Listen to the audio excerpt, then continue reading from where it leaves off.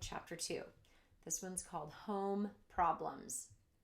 Stuart was also helpful when it came to ping pong.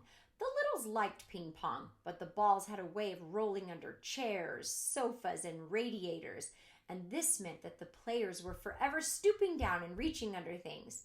Stuart soon learned to chase balls, and it was a great sight to see him come out from under a hot radiator, pushing a ping pong ball with all his might, the perspiration rolling down his cheeks. The ball, of course, was almost as high as he was, and he had to throw his whole weight against it in order to keep it rolling. The Littles had a grand piano in their living room, which was all right except that one of the keys was a sticky key and it didn't work properly. Mrs. Little said she thought it must be the damp weather, but I don't see how it could be the damp weather, for the key had been sticking for about 4 years, during which time there had been many bright, clear days. But anyway, the key stuck and was a great inconvenience to anyone trying to play the piano. It bothered George particularly when he was playing the scarf dance, which was rather lively.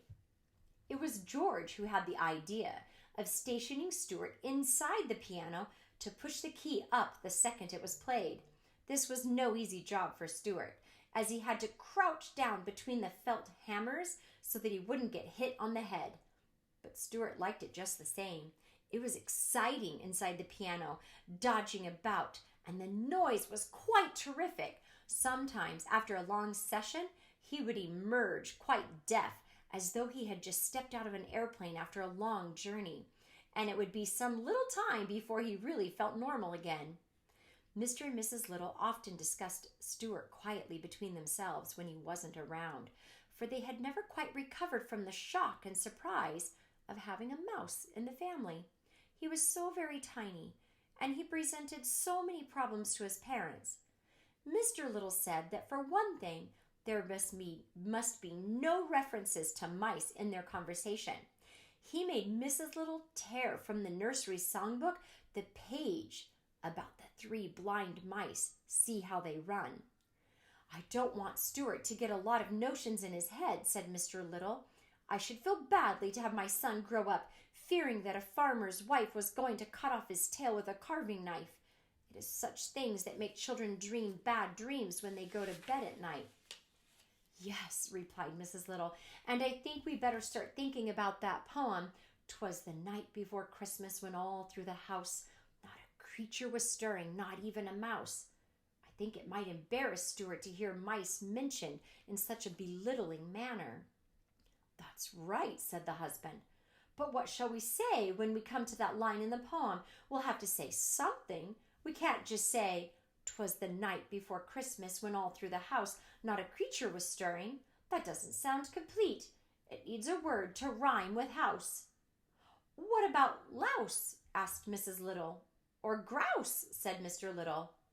I suggest souse, remarked George, who had been listening to the conversation from across the room. It was decided that louse was the best substitute for mouse, and so when Christmas came around, Mrs. Little carefully rubbed out the word mouse from the poem and wrote it in the word louse, and Stuart always thought that the poem went this way. 'Twas the night before Christmas when all through the house not a creature was stirring, not even a louse. The thing that worried Mr. Little most was the mouse hole in the pantry. This hole had been made by some mice in the days before the Littles came to live in the house, and nothing had been done about stopping it up. Mr. Little was not at all sure that he understood Stuart's real feeling about a mouse hole.